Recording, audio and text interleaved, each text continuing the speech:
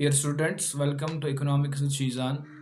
In last lecture, we discussed about the concept of cardinal utility analysis, in which we discussed about the various concepts of cardinal utility, how we derive the cardinal utility functions, and with some examples, we show that how utility has been derived by the various concepts of the utility or the indifference goes. So in this context, we have a very important concept that is the Cobb-Douglas preferences.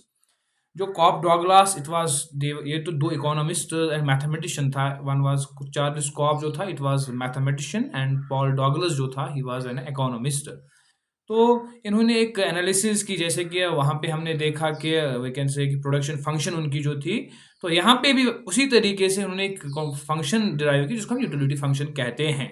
तो इन this very concern जो उनकी utility function थी that was x1 upon C into X two raise power D. वहां पे जैसे हमने alpha और beta देखा that was the elasticity of factor inputs labour और कैपिटल के अल्फा बेटा जो हमने देखा.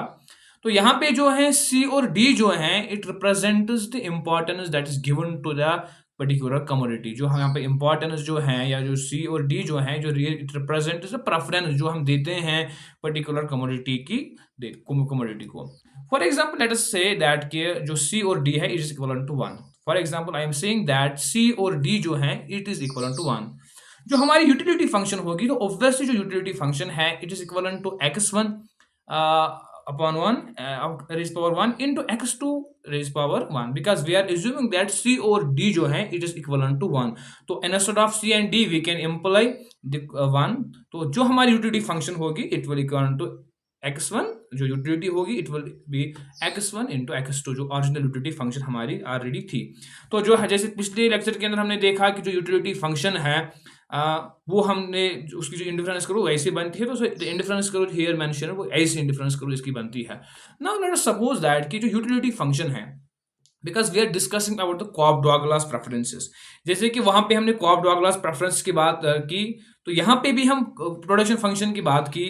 आगे भी हम डिस्कस करेंगे थर्ड यूनिट के अंदर constant elasticity of substitution of the Cobb Douglas production functions और वेरियस फंक्शंस के हम डिस्कस करेंगे. तो यहाँ पर भी वैसा ही है कि we are assuming different utility functions. हम अब चार्ल्स कॉब ने और पॉल डॉगलस ने तो यूटिलिटी फंक्शन डिराइव की, लेकिन एट द सेम टाइम उनकी जो प्रेफरेंसेस थी दे आर सी और डी हैं. और जब हम वन वैल्यू लेते हैं तो उस टाइम जो चेंज होती है वो कैसी होती है. नाउ हम वैल्यू जो है सी और डी जो प्रेफरेंसेस हैं हम डिफरेंट प्रेफरेंसेस देंगे. जैसे कि वहां पे हमने वन ली पहली एग्जांपल जो थी. Now in this very particular issue we will take the example that is 1/2 x1 that is u is equal to x1 1/2 x2 1/2. For example let's assume that u is equal to 2. so u is equal to 2 2 तो बाहर आएगा और x1 जो है it is form 1/2 को हम under root के form में लिख सकते हैं. और तो same is happened with x2 side से. तो इसको ऐसे भी लिखते हैं कि x2 को हम सेपरेट करेंगे. 2 ब्रैकेट के अंदर आएगा जो यहाँ पे 2 है अपना तो ये आएगा और x1 और होल पावर 2 जाए क्योंकि इसका जो x2 का जो ब्रैकेट है we can write it into 2 जब ये साइड आएगा. तो दैट मीन्स जो इज इक्वल टू 4/x1 ये बराबर आएगा when we completely derive it mathematically. तो it will come to the very issue we can say कि ये 4/x1 आएगा. Let us give the example. Let us give any value to x. For example x को जब मैं value देता हूँ 1 तो इट बिकम x2 जो है इट इक्वल टू 4. जब मैं x1 को 2 देता हूँ वैल्यू हमारा जो x2 होता है ये भी 2 होता है. That is equal to 4/2 that is equal to 2. Now जब मैं वैल्यू देता हूँ 4 x1 तो x1 का वैल्यू 4 देता हूँ जो हमारा x2 होता है इज इक्वल टू ये आता है 1. तो जब हम इसकी प्लॉटेशन करते हैं एक ग्राफ के अंदर तो हमारी जो इंडिफरेंस कर्व होती है वो इस तरीके से होती है. जो इंडिफरेंस कर्व होती है दिस इज लाइक दैट. तो यहाँ पे हम रिप्रेजेंट कर सकते हैं, यहाँ पे कह सकते हैं हम कि द चेंज इन x1 जो में है जब जैसे कि for I am taking the change in x1 जो है इट इज बाय 1 यूनिट. लेकिन जो चेंज इन x2 है it is not by 1 unit is by 2 units.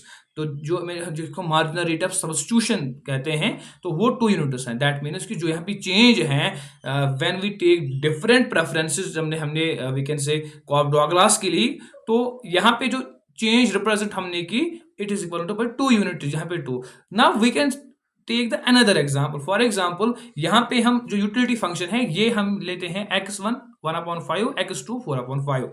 और जब हम जो u है इज इक्वल टू u भी हम सेम लेते हैं, जो utility we are resuming that utility is constant because we know that कि जो इंडिफरेंस करो है वहां पे हम यूटिलिटी, जैसे कि z वहां पे कांस्टेंट लिया था वैसे ही हम यूटिलिटी को भी कांस्टेंट लेते हैं because we are resuming that कि utility is in all the points on the IC जो है यूटिलिटी कांस्टेंट है। तो लेट अस टेक, यहाँ पे भी हम 2 लेते हैं पिछले एग्जांपल की तरह, लेकिन जब हम इसको डिराइव करते हैं एट द एंड जो हमारे पास जो कंक्लूजन वैल्यू होता है it is equal to x2 5/4 divided by x1 raise power 4। तो जब हम इसको डिराइव करते हैं विद कैलकुलेटर की हेल्प से तो 2.37 upon divided by x1 raise power 4। तो जब मैं x1 को वैल्यू देता हूं तो हम वैल्यू देंगे x1 को, for example let us give the value 1 to x1, तो 1 अपॉन इट बिकम 2.37 अपॉन 1, तो ये तो आएगा 2.37। देन जब मैं 2 देता हूं वैल्यू तो वी कैन से x1 जो हमारा x2 होता है इट वाज इक्वल टू 0.148। तो यहाँ पे हम ये जब हम प्लॉट करते हैं इसको इंडिफरेंट ग्राफ के अंदर x और y डायमेंशन x और y फॉर एग्जांपल x2 और x1 यहाँ से है। जब इसको डिराइव करते हैं, हम डिराइव प्लॉट करते हैं इस पे, तो जो हमारी आईसी होती है वो इस तरीके से होती हैं। यहाँ पे जो शेप है आईसी को डिफरेंट है बिकॉज यहाँ पे हम चेंज लाते हैं x1 से 1 to 2, that means we are changing x1 by 1 unit, but the change जो x2 के अंदर होती है it is not by 1 unit, it is by 2.22 unit. That means कि it is entirely dependent upon that very issue that को हम बोलते हैं C अपॉन D। तो ये कॉप डॉगलास प्रोडक्शन फंक्शन हमें बताती हैं कि जो वैल्यू है या जो पर्टिकुलर इंडिफरेंस का वैल्यू जो है स्टीपनेस जो होगी मार्जिन रेट ऑफ सब्स्टिट्यूशन जिसको हम बोलते हैं, तो इट इज वेरी बेसिकली जो डिपेंडेंट होती है C अपॉन D जो कॉप डॉगलास यूटिलिटी फंक्शन दी है। तो जो स्लोप ऑफ इंडिफरेंस करो है it is dependent on the value of C और D जिसको हम बोलते हैं मार्जिन रेट ऑफ सब्स्टिट्यूशन। तो कॉप डॉगलास यूटिलिटी फंक्शन जो है जिसको हम प्रेफरेंसेस बोलते हैं, इसको हम बोलते हैं well defined preference because it is well defined preference, जिसको हम कहते हैं बेसिकली जो diminishing marginal rate of substitution पे बेस्ड है। So this is basically a sort of about the concept of Cobb Douglas utility function जो derive करते हैं। आप अपने एग्जांपल्स भी ले सकते हो, इसको डिराइव कर सकते हो, एक्सप्लेन कर सकते हो with the help of IC. So this was about the preferences और जो हमने यूटिलिटी फंक्शन को कंस्ट्रक्ट करने का डिस्कस स्टार्ट किया था।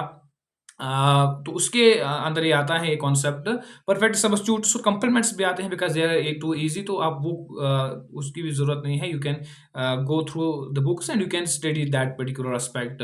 सो अब जो हमारे पास एक डिस्कशन रहता है कंज्यूमर थ्योरी के अंदर और वो जो है वो है कंज्यूमर इक्विलिब्रियम जिसको हम आईसी थ्रू और we can say budget line के थ्रू डिस्कस करेंगे because we have discuss already budget line in the elementary sessions. तो वहाँ आप जा सकते हो कैसे हम इक्विलिब्रियम सिचुएशन भी हमने डिस्क्राइब की है एलिमेंट्री सेशंस के अंदर जो हमने फर्स्ट सेम के अंदर लेक्चर डिलीवर किया था। तो वहाँ पर आप देख सकते हो कि कैसे इक्विलिब्रियम सिचुएशन एक कंज्यूमर इक्विलिब्रियम सिचुएशन पे पहुँचता है। तो in next lecture we will discuss advancedly, हम करेंगे डिस्कस कि कंज्यूमर इक्विलिब्रियम में कब आता है, किस पॉइंट पे आता है। तो I hope that you understand the very lecture. Do not forget to subscribe the channel Economics with Shizan. Thank you very much.